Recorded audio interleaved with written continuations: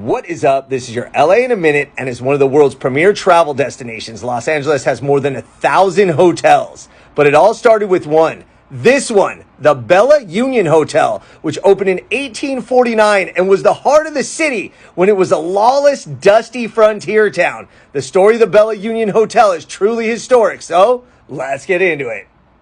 For decades after the Bella Union opened, it was the heart of civic life in Los Angeles. There were weddings, there were 4th of July parades, gunfighters used to have gunfights outside the hotel, and it was also a courthouse.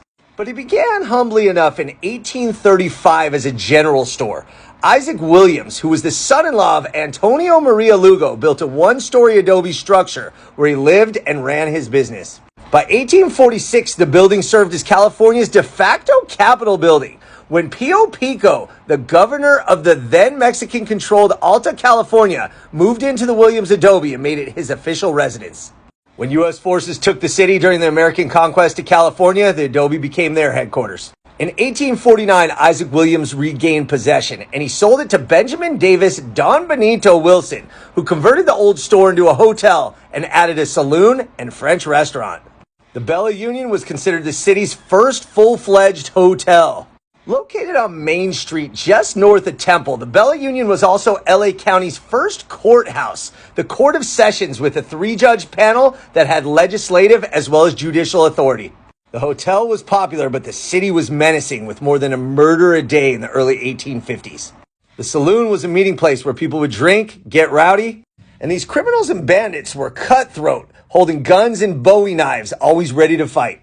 But also on the grounds was a small house that served as the headquarters for the city's first newspaper, the Los Angeles Star, who didn't need to go very far to cover the crime of the day. And by today's standards, the hotel was primitive. It had low-slung ceilings, and the rooms were 6 foot by 9 foot, but it was still advertised as the best hotel south of San Francisco.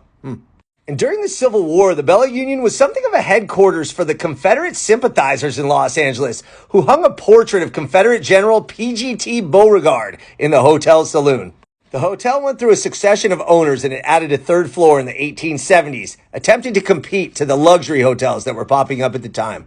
But the Bella Union's days were numbered. Once hotels such as the Pico House opened with indoor plumbing and gas lighting, wasn't much of a future left. It was soon renamed the Clarendon, which was significant because it had a white and black-owned barbershop, a rarity at the time.